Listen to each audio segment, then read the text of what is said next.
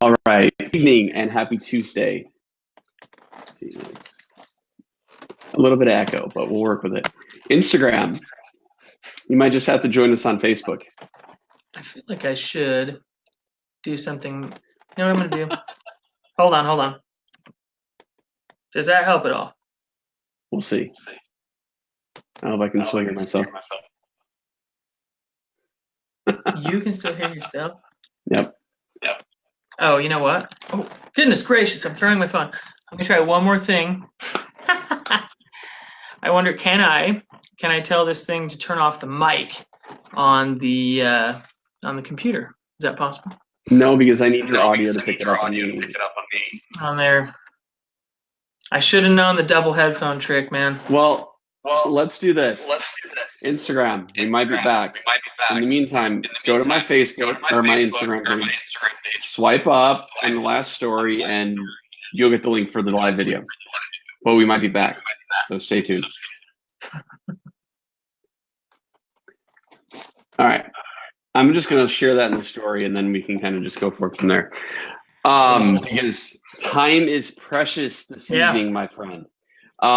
Anyways, so if you're joining us and this is your first time, the Open Heart Collective is a live, raw, real look at mental health.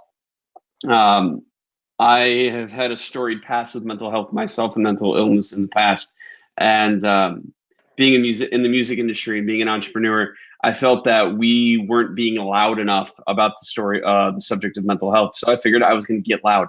As Adam alluded to a few moments ago, I get pretty loud. And this is one of those subject matters where I think we all need to be pretty fucking loud about. So that being said, my guest tonight on episode number 30 of the Open Heart Collective is Adam Moore. Now, I'm going to have Adam introduce himself here in a second, but I'm really excited for this show. I'm excited as we're getting ready to wrap up season 2 and hop into season 3. Like, there's no real breaks. Because I think we're heading in the positive momentum in getting this out there and sharing the message. So with that being said, and no further ado, Adam, introduce yourself, my friend. I'm happy to do that, and I'll tell you whatever I think is relevant data, and then you can jump in and say, we don't want to hear that, or we have other questions for you. Fair enough. Hey, we've got about an hour, so all right, we've got time. And there's been an APB sent out for 2 magical sets of headphones into the universe, so we'll see what happens. So I'm Adam Moore. I have a PhD in marriage and family therapy, and I've been doing marriage and family therapy for about 13 years now. I'm 40, if you can believe it. I look younger than that, but and so I've done a number of jobs. I worked for a hospital system. I've done inpatient adolescent residential treatment.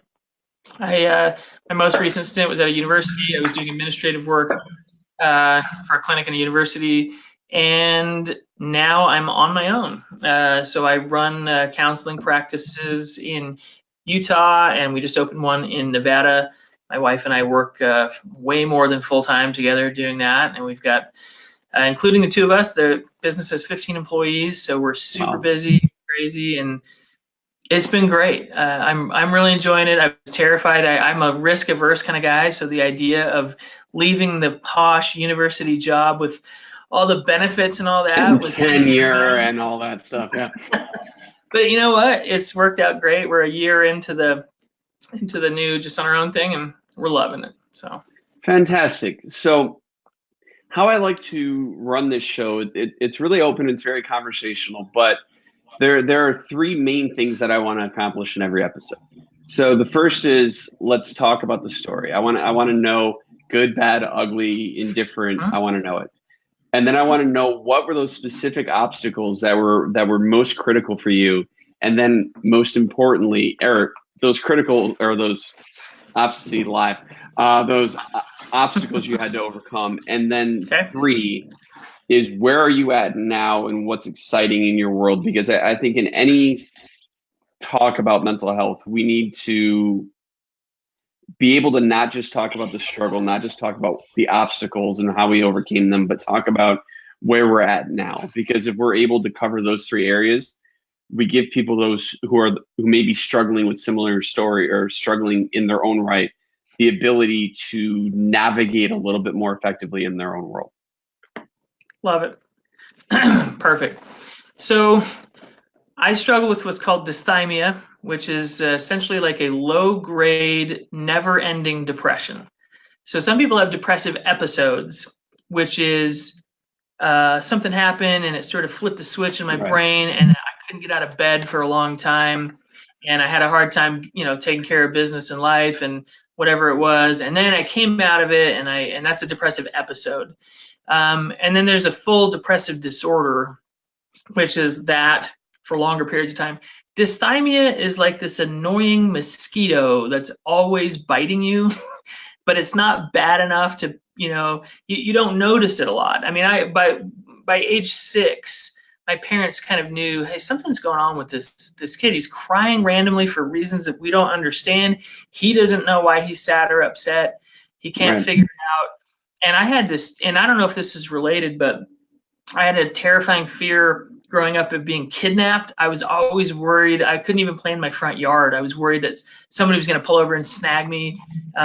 Just a lot of anxiety. Where did that stem from, though? I mean, was it just unwarranted?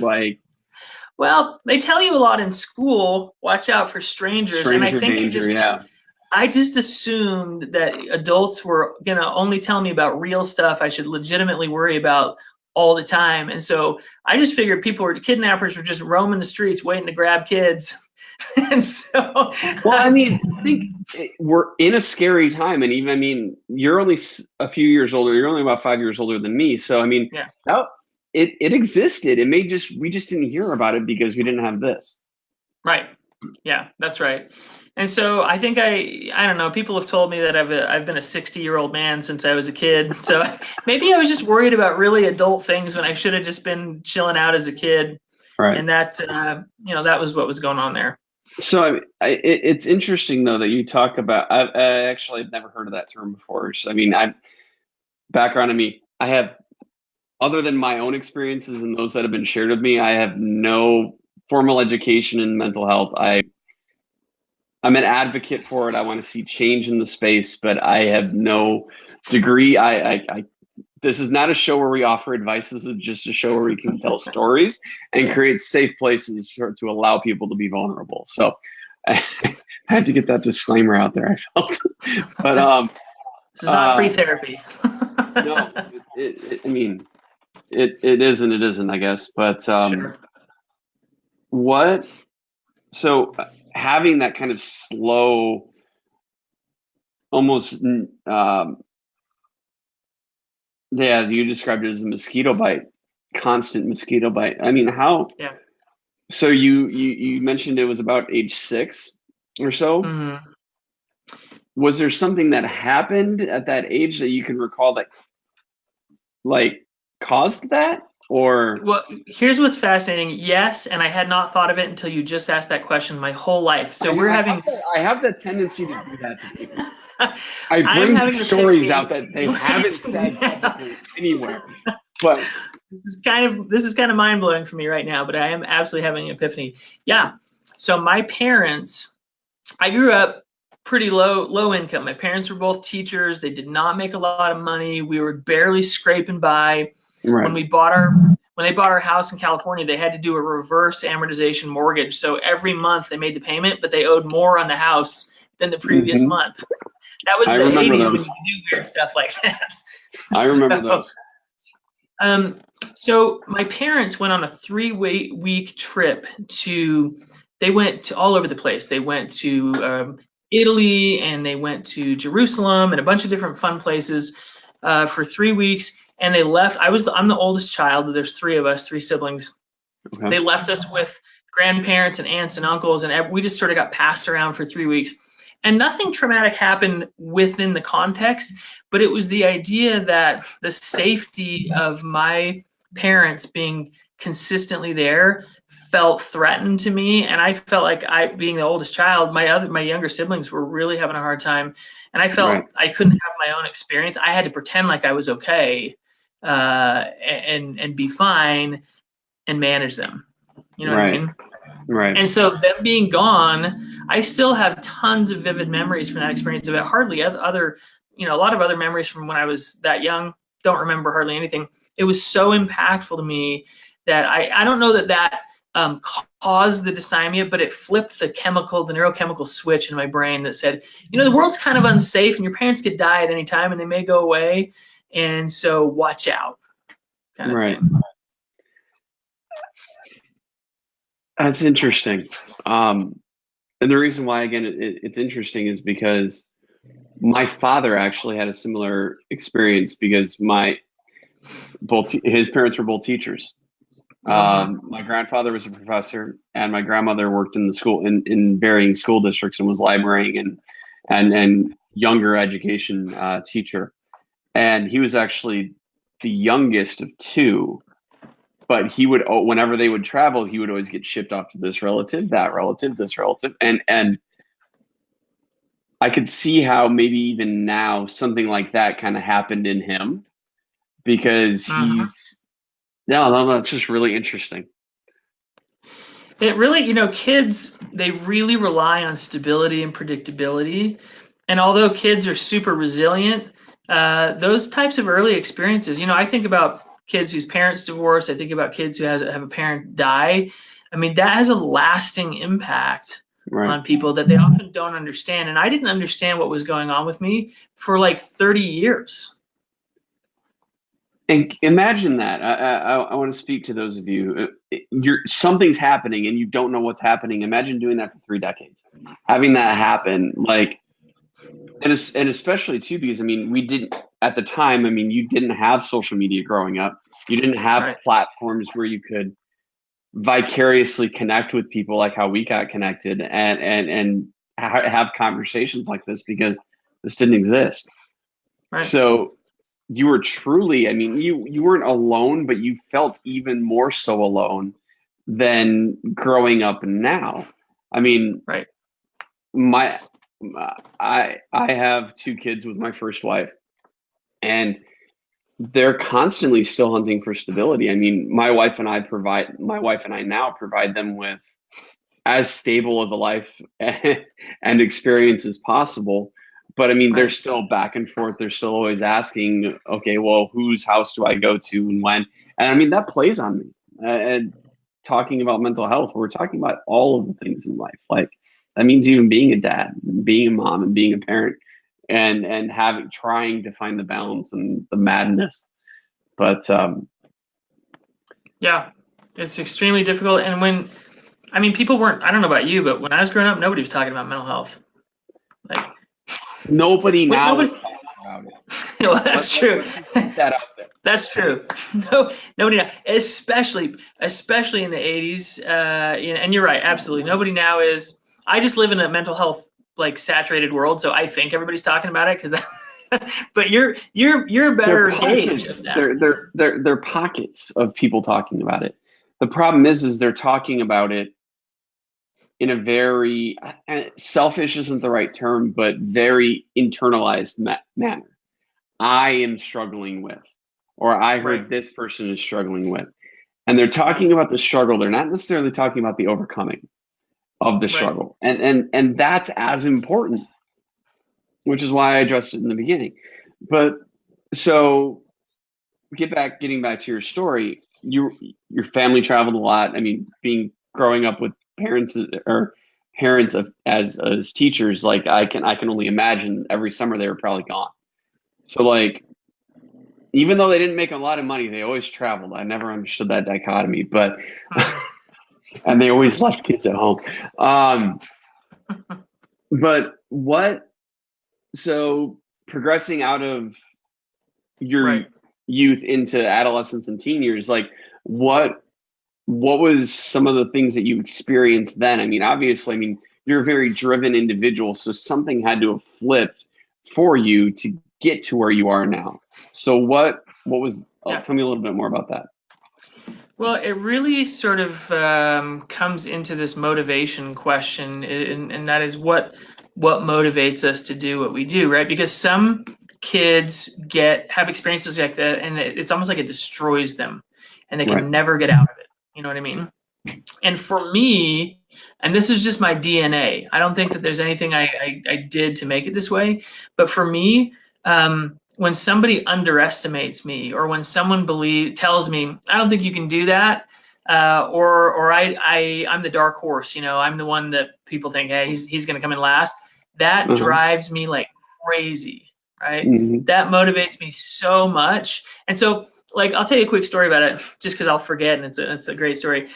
When I was working for the university, the university was paying for all employees to come do like a health thing. They wanted us to be healthy, so they paid for a personal trainer that we could go visit with, and they would make goals with us and whatnot. It was super cool, right? And so I meet with this guy, and he was very insightful. He figured me out in about 2 minutes. You know, he realized, okay, this is not the kind of guy where I go, all right, man, well, we need to, you know, lose some weight, and we're going to do this. He figured out that I'm motivated by people not believing in me. And so every time we would meet, he would say, I don't even know why you're here. You're just kind of wasting your time. You're probably never going to get anything accomplished with this whole program. And I would be like, whatever, dude. And then I would come back the next time, and I was trying to. Yeah, I lost 11% of my body weight over this like 4 or 5 month period because somebody told me that I couldn't do it. Now, for other people, that would be the worst type of motivator in the universe. They would be like, oh, nobody believes in me, forget it. I might as well quit. So be cautious with that. You know, you got to really know who you're talking to. Well, you have to know who you're talking to. And most importantly, if you're on the other end of that, you have to know yourself. And you have to be able to clearly deliver on what that is for you and how that is for you. Because I mean, I'm motivated the same way. All right, I can't do this. Fuck you, then I'm going to do it anyway. It's just, it's ingrained in me. I mean, I think there is a certain, definitive in my statement that there is a certain gene in the DNA pool of certain people that one little thing, I don't want to necessarily say it's like that entrepreneurial gene, but it's something to that. It's that I'm fighting every single doubter gene ever. I can tell you exactly what it is, because there's actually research on this, and we won't go too deep into this because we could get lost in this particular topic. Absolutely. But anyway, the thing is that all human beings are motivated to be effective. That's what and animals too. We just want to be effective, and we want to be effective at 3 things: knowing what's real. So this is what motivates people to do scientific experiments and research and religion and whatever it is. I just want to know what's real about the universe. Getting things we value. I want to make sure that at the end of the day that my efforts have a direct impact on getting things that are important to me and avoiding things that I don't want in my life, pain and whatnot, and control or autonomy. We all want the freedom to make our own choices, and every person's a little bit different in which ones are more important. I am primarily motivated by control, effectiveness, and value effectiveness. So at the end of the day, I would rather fail of my own choices than succeed because somebody handed it to me on a silver platter. There are other people that are like, silver platter me away. I will just enjoy, you just hand it over and I will love it. And I would rather have freedom of choice. And you're probably like that too. I've never been that guy that just, I mean, I grew up in it wasn't a hard life. Prospectively growing up, it seemed like it was ridiculously challenging. Like there was a lot of struggle. I mean, mom working 3 jobs, dad's been in the same job since I was 1. Like, and I'm going on 35 now. So my dad's been in the same company for 30 plus years. Same with my dad. Same job his whole career. And like different job, same organization, but same difference. Same deal at this point. Yeah. And then my mom always bouncing around, multiple jobs in a lot of different environments, and then they got divorced, and it was like, and it was interesting because I had when my mom and my dad split, it was just my brother and I, and we went opposite spectral ends with direction and more, and strangely enough, memory.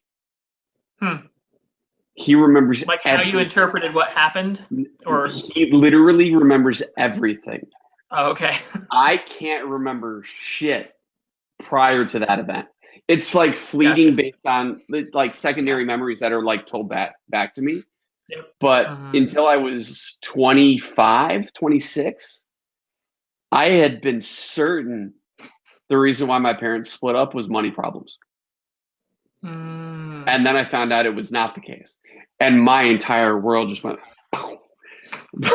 but like, and again, 13, 14 years old, let's getting into that adolescence and teen years talk. Like, those are pivotal times for mental health to be built. I mean, that's when your confidence comes in. And my confidence apparently shattered. Well, it's when you start developing an identity too. Who am I independent of my parents? Right. So it's interesting. So yeah, in so college, during those, the guy, or in the university, that guy basically doubted you out of it into your success, which was amazing. What was next?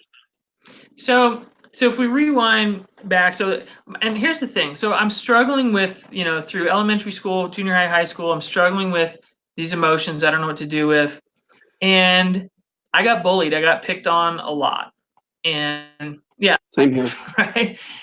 And I think for me, part of it was because I was kind of one of the smarter kids. And so I was good at school, and it kind of came easy to me, and other kids didn't like that for whatever reason. You're not supposed to stick out in school. You're not supposed to be different in school. You have to be identical to everybody. They were lazy. And I know because I experienced the same stuff myself. Yeah. And I didn't understand it because as a kid, I'm thinking, why wouldn't people value this? Like, why wouldn't they value the fact that I deeply care about everything I do in life? I'm super invested. I'm the kind of friend where once I'm your friend, I am on board with everything you're doing. Like on Instagram, like I will comment on every one of your posts. I will love everything you do. We will be best friends. And I will only follow 60 people. So no matter what. Yeah, that's exactly right. And so that kind of thing just doesn't work when you're a kid and trying to survive. And kids they're always looking for differences. Who looks different than me? Who acts different than me? Even if it's cool different, it's not going to work for me. And so I'm going to pick on that. I'm going to point it out and try to force you into conformity. And so I spent I was lonely a lot. And it's not that I didn't have friends at all. It's just that I had my friends, but then the rest of the time I felt like I was always sort of in danger of getting thrown into a locker or somebody making fun of me in math class or whatever. And so I hated school and I'm a guy with a PhD. I hated school all the way through until the last few years of my education. I commend you, man. I was going out of high school. I was looking at it and I'm like, I said, all right, I can go. And I mean, I've always been a creative. So my field was graphics, or my field was music, or my field was something with the visual. And I'm like, why would anybody go to college to learn graphic design when all they have to do is get a computer and work? and then I'd actually, the funny random little known fact about Ryan Block, I had applied to Harvard, and because I was a punk rock kid at the time, right? And I was like, no, this isn't gonna work. And then of course I get this letter. I wish I hadn't gotten rid of it because it would be funny to like share on social media now. Like, you've been accepted, but, and then it's like the scroll of conditions that you have to meet in order to get accepted in. And I'm like, crunch.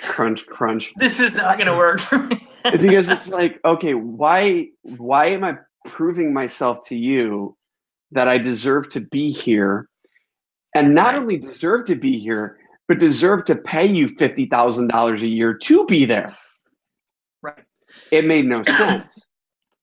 And so I went to work. I mean, I've been working since I was 15, 16 years old. That's the only thing I know. And I've done a lot of different things, but it's just interesting how you hated school, and yet you persisted through it, and now you have a PhD. Yeah. And I actually enjoyed school, oddly enough, but I was also of the one that I also knew I wasn't going to go anything more than that. Yeah. But I mean, look at where we are now. We're both entrepreneurs. We both started our own thing. We both have done things we didn't like to get to where we are now, and we'll probably continue to do that because sacrifice. Yeah, and that's just how it is. And then we get connected because of an app that was started in somebody's basement that was originally a journaling app that turned into one of the biggest mobile applications in the world. And those moments, they're fleeting, but you got to find them. And it's amazing. You know, it's amazing to realize, like, and this is what I often tell people: be where the people are, show up where people are, because you never know who you're going to run into. And you never know who will get you and understand what you're trying to do. And they'll go, guess what? I got a platform for you. Right. I got a stage. I have a whatever. And I've been waiting for you to come along. Right. And so it's hard to be on Instagram. It's hard for me to post every day. I'm like, this is so narcissistic of me to be like, here's my face again, everybody. But I found that, you know, some people may be annoyed by it, and that's fine. But for me to be able to fully invest in it, and then what's happening is there are people that are connecting and saying, thank you for that random post that you thought was dumb that you made in 5 minutes. It changed my life. And I'm like, okay, this is a thing. Adam, that's the only reason I do this show. Period. Because early on in the series, we were broadcasting and doing the dual broadcast, and then afterwards somebody had messaged me on Instagram, and they flat out said, I felt like you were talking directly to me.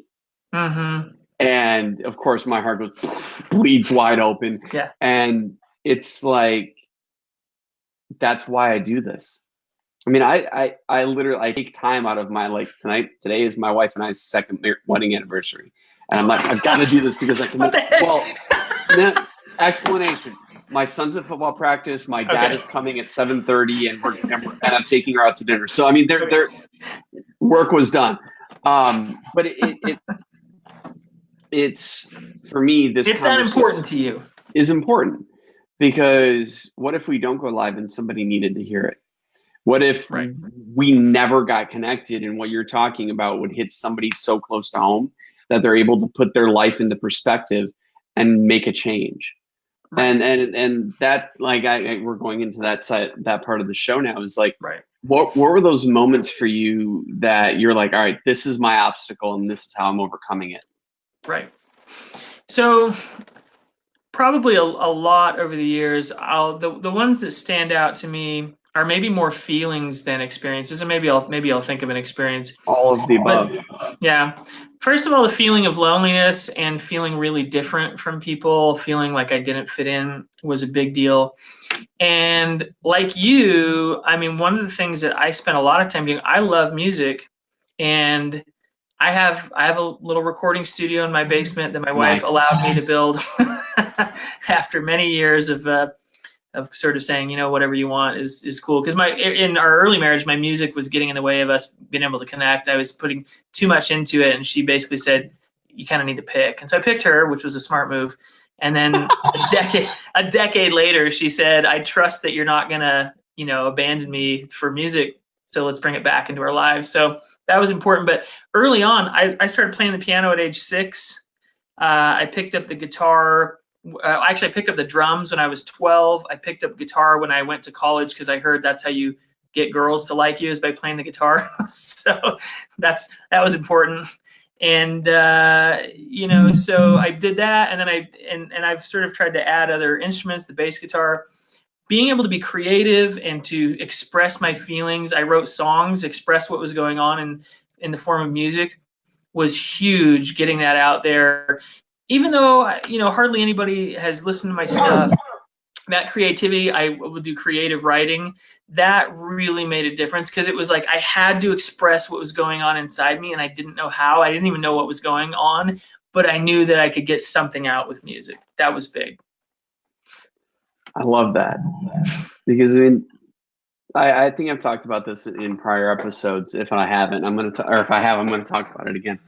But music is incredibly powerful. I mean, it's not just for the creator, but for the listener. I mean, it's being in the music industry and being an advocate for musicians and the guy who's trying to help musicians. It's been a lot of it's been telling musicians like, hey, like, you guys have more power than you give yourselves credit for, because not only can you change the human body or the human being on a physiological level because of what you're listening to, but you can cause time travel, and that's pretty fucking badass. I don't know if thesis is the right word, but I'm gonna do some big expansive article in the next few months about how music can cause time travel. Because that sounds amazing, man. Well, think about it. No, I have real life examples. So we're about the same age, so we grew up around the same time. So this example works. So we were both 16 once, 17 once, 18 once, right? We were both awkward around girls once. Yep. Maybe still are to a certain degree. And my wife would probably say that I am. But you go back to that first time when you were sitting in a car, right? Car with a girl is the most nerve-wracking experience of your life. Totally. When you're a teenage male. Female, I haven't had the female perspective on this yet, so I need to have that conversation, because I'm really intrigued to see exactly how that would be. But okay, so, and then that one song comes on the radio, and yes, guys, that little box in the dashboard of your car, that was a radio. Like, that's all we had. Maybe CD player, but like barely that. And that one song comes on that encapsulates the moment, right? Your palms are sweaty, your heart's going like, your like hairs are standing up on the back. Whatever physiological signs are going on because you're an awkward, nervous teenager. And then all of a sudden you grow up, and then you don't hear that song, right? For a decade. You hear that song 10, 15, 20 years later, and all of a sudden every part of your mind and your nervous system is transported back to when that happened. Your palms get sweaty again. Your voice starts to crack. Every physiological sign that you had when you were that age happens again. Yes. That's a real thing. There's neuroscience behind what you're saying. I know that. Like, I've researched it. But I mean that, and so how I'm bringing this to relevance is musicians and music in general, we need to understand the true power that it has. I mean, there have been songs that I've heard in my life that have literally pulled me up out of the deepest of dark. And then there are those songs that you hear, and then there's the one with the ex-girlfriend, and you hear it again, you're like, fuck, I've had a bad day. But like, that's how important music is. Yes. And we as a culture and a society have made music invaluable, or music not valuable, and we need to make it ridiculously valuable, because when it's the most powerful art form on the face of the planet. Right. I mean, and people have argued me on that. Well, film. Okay, but what's the most important thing about film? Audio. I was going to say, take the music out of the movies, forget it. And it's the a different movie's experience. Okay, the arguments can be made for literature, and arguments could be made for visual art, but none are as valid. Like, you can't see that one piece of artwork and it transcends you to another time. It's just not the same. So I mean, that's why I know music is so powerful. Yet musicians are the largest demographic of people struggling with mental health. For sure. And which is odd, because we're such a loud conduit, and we have voices, and yet we wake up and we hear about Chester Bennington, or we wake up and we hear about Chris Cornell or Scott Hutchinson or Mac Miller. Why is this happening? Right. I mean, that's the Something's entire reason wrong. why I started this video series. Right. Like, we got to talk about it, because Right. obviously there are people struggling. And if you're one of those people who are listening to this, are going to watch it after the fact, because we get to do it in audio form and stuff too. But like, if you're one of those people who's listening to this and you're struggling, like, there are resources, a lot of them, in fact. The problem being is that there is a lot of them. And then we get stuck in what I like to call Google syndrome, where we go in to type Google, or worse off, we ask Siri. Never ask Siri about mental health. I've done it. It's ridiculous. Anyway, Okay. I revert back. So now we're in the era where we're in information overload. There is too much information. And when you're struggling with anxiety, or when you're struggling with depression or alcoholism or any other issue, any other addiction, any other affliction, and you type in, I'm struggling with blank on Google, what happens? Yeah. You get information overload. And then the next thing, and this is what's important, this is what I want to see change, if we get to that point where we get information overload and then we don't act. Right. And that's not a good place. So, well, human beings need fewer choices. We don't do well when we have too many options, right? And so that is a huge problem with Google. I mean, it's amazing to have access to all of the information we have access to, but when it creates unlimited choices and unlimited options, then we panic and we think, I'm going to do the wrong thing. I'm going to pick the wrong thing. I'm going to read the wrong article. And then you're right, we don't do anything. If we had fewer options, we would probably do better. So here's what I'm doing. So the Open Heart Collective, when it was first conceptualized 5 years ago, it was going to be this online interactive book where I would go in and write my story. You can go in and write yours. You can go in and write hers. And the mission, my story might not help you, but your story is going to help someone else. Right. So, and we turned it into this video series. Now, that's not enough. I know that. I mean, creating these videos weekly, having these conversations weekly, it might help short term. But the only way that we're going to address the subject of mental health on a long-term conversation and on a louder conversation is to create resources and effective, available, ease of access resources. Right. So prior guests on the show and myself, or prior guest Rowan and myself have started work on something pretty important. I think I watched this episode. I think I know what you're talking about.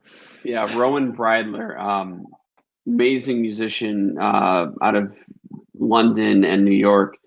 And we talked about the availability of resources and the fact that regardless of where you are in the world, if you're struggling, you need something. But you don't need something buried 12 pages in on Google. Right. You need something that's at your fingertips that you can get at. I'm struggling with, and then you get pointed towards a resource based on where you are in the world. Right. So we're creating it. It's cool, man. As you can imagine, it's a massive undertaking to pull together a global mental health resource list. Right. And then somehow make it to where it's 1, 2, 3 clicks max away from getting the resource and the connection that you need. It's a massive undertaking. This sounds really big. And so what we're determining now is, okay, what's going to be the delivery method? Because it's not going to be a list where we're going to have it all at once, I presume. I mean, we might. I don't know. But it might be something that grows over time, and as new organizations pop up and so on and so forth, the list gets amended to reflect the changes. But it's got to happen. So now what we're figuring out is, okay, do we just make it this massive PDF and put it out there into the world? 12,000 page PDF. Yeah, 12,000 pages. Do we create a website that bases around your geography, or do we create an app? And the more conversations that we have, I'm leaning towards an app. And I think I'm going to call it I'm struggling with blank. Genius. Only because then, okay, 1 click, 2 clicks, and fill in the blank spot, it pulls where you are up and it directs you to a resource. Right. That's the vision. Obviously, that's a massive undertaking that's going to take a lot of help and a lot of people to pull off. Long time, yeah. So somebody has to have the vision, though. Right. It'll happen. I've pulled off crazier stunts before. So I want to know what's exciting to Adam. What's Adam working on that you're either excited about, that you're really looking forward to? What's going on in your world? Because again, part 1 is struggle, part 2 is how we overcome the struggles, and part 3 is how what's exciting. What's exciting? I think to me, what's exciting is intertwined with how I've overcome. And I say overcome, I mean, we're all always in the middle of it. You know, there's nobody that's like, oh yeah, I kicked that problem and I just can stop worrying about it now. You know, I mean, I will live with this disorder to some degree or another for the rest of my life. If I can just accept that instead of being upset about it and fighting against it, then I can make decisions, I can make choices. But for me, I think the most important thing that I came to realize was that I needed purpose in my life. I needed a reason to exist, right? I like that. In fact, speaking of music, that's one of the songs that comes back to me from my, you know, I can go back to junior high. I used to love this rock group called Night Ranger, and they have a song called, I think, Reason to Be or something like that, where it's like, you know, you need to know what your reason for existing is, essentially, is the concept of the song. And for me, that really struck a chord that early on. And when I finally realized that my main goal in life needs to be, why am I here on this planet? What's my purpose? What's the contribution I'm making to other people? Everything else can fall into place. That's when I shifted, because I wanted to make video games. That was like my whole career goal. I was like, I'm going to make video games because that's what kids want to do, right? And even now, that's what people want to do. But when I realized, I started listening to other people, and they said, you should be a therapist. You would be good at counseling. You give good advice, whatever. I started to listen, and I thought, maybe what I want to do isn't the same thing as what I'm meant to do, and I should pay attention to what other people are saying. You're having like a moment. For those of you guys who are going to be listening to this in the audio version of this, like, I kept touching my nose because he hit it on the nose. Yeah. It's so important, because sometimes I worked really hard to try to go down different paths, and those paths were always blocked. And I thought it meant that I was incompetent, or I didn't understand what I was doing, or whatever. But what I came to realize is that the universe had a plan for what I was supposed to be doing, and I was fighting against it. And when I finally let go and surrendered, I was in my mid-20s. I finally was like, fine, whatever I'm supposed to do, I'll do. I'll stop worrying about what I want to do. I'll just let go. And it was really quite overnight when I realized I'm going to be a therapist. I'm going to help people. And I followed that path. And then even my specialization and everything now, you know, I work with people who are compulsively using pornography, or they're acting out sexually, and it's ruining their life. You know, It's blowing their relationships up. They're losing their jobs, that kind of stuff. But again, I didn't decide, oh, that's what I'm going to do. I let things happen. I let life kind of happen, and I just watched. And I went, oh, apparently this is where I'm going to go. I've learned to just trust the process, and I'm flowing with it. I don't know. Maybe I won't do that the rest of my life. Maybe I'll shift gears. Who knows? I'm not in charge anymore. I'm not worrying about that. And Amen.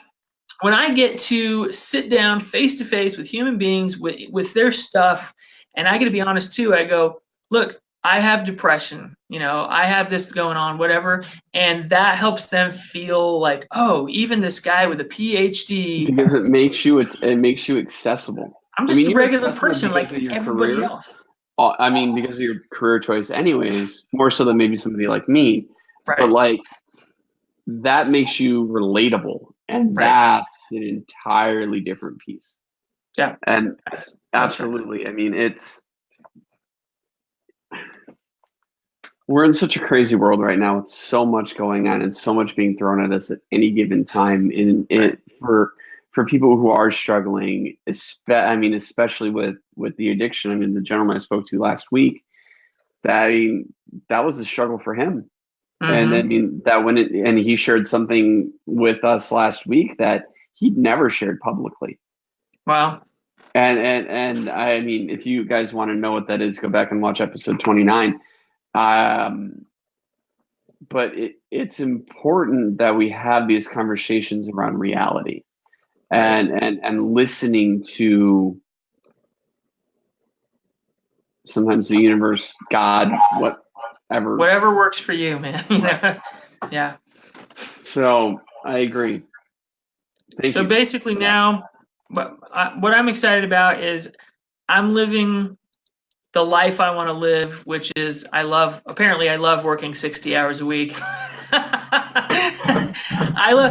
I'm doing what I love, so it's hard still, but I'm not dreading it. I love doing what I'm doing. I'm making a meaningful difference in the lives of people. My wife and I get to work together every day, and we're still married, if you can believe it. It's a miracle. Congratulations. And thank you. And I know that the legacy that I get to leave behind is one of, actually making a difference in people's lives. And you don't have to be in human services to do that. It doesn't matter what you do. You could be the mail carrier and give someone a smile. Or I knew a guy that was a mail carrier, and he said, to me, every day's Christmas. I'm delivering gifts to every person in all the neighborhoods every day. They get to be Santa. There's Santa every day. If you can figure out what your contribution is and why what you're doing is meaningful, then it's not going to take away mental illness. It's not going to take away life struggles, but man, it makes them easier to live with. Right. And that's why I do this show. Yeah. I don't like going to counselors or therapists, only because oftentimes in the past when I've gone, I self-diagnose and they're just more or less a mirror. Right. Those are not my favorite therapists ever. But no, and I understand that. It's because at the point in time, it's like, okay, like I get like I'm having conversations and epiphanies with myself. They just happen to be in the room. Right. But it's you gotta follow something. Right. Whether it's your intuition, whether it's a drive, whether it's something that gets your fire going, because when you figure it out, it helps. Like I've been a big advocate for mental health for many years, but just this year I acted on it. And now it's putting me into an entirely different sphere than I had anticipated. Like I'm the music guy, right? I'm the guy that started a record label with no money and no experience. I mean, and now I started a creative agency, and now I'm working in the media and marketing field, and I'm doing personal branding, and I'm doing speaking, and like it's being open to whatever is like, and not letting those roadblocks stop you. All right, so we're getting ready to wrap this up. I like to end on a couple of things. First, what is the best place where people can connect with you? I'm most active on Instagram. So if they search at Dr. Adam Moore on Instagram, that's where I post every day, and I respond to every comment. And this is really important.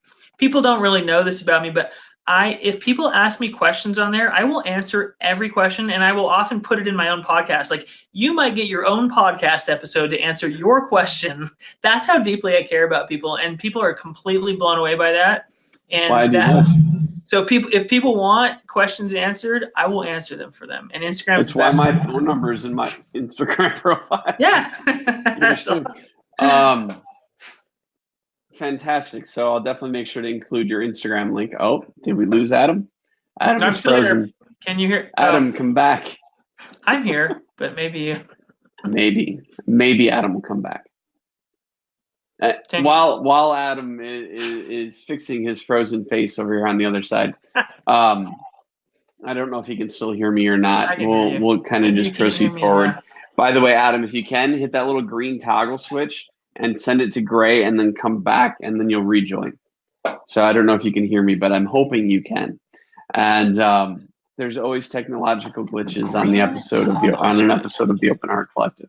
Anyways, guys, so like I say in every episode, I mean, he did hear me because he's doing that. Oh, wait. There, he's back. Maybe. He's back. I'm back.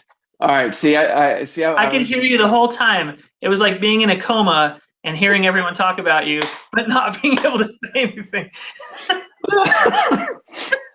Well, like I said, I'm gonna throw your Instagram and links to your website and stuff like that down in the comment section, and then obviously when this goes live on Sunday, or maybe Monday because I've got a bit of traveling, it'll go live, and then I'll obviously include it there too. But I'd like to end each video. I call it an affirmation or a mantra. I don't really know the technical definition, but it's a reminder. So, and the reminder goes as follows. You got to be happy. That's the first and foremost, number one most important thing.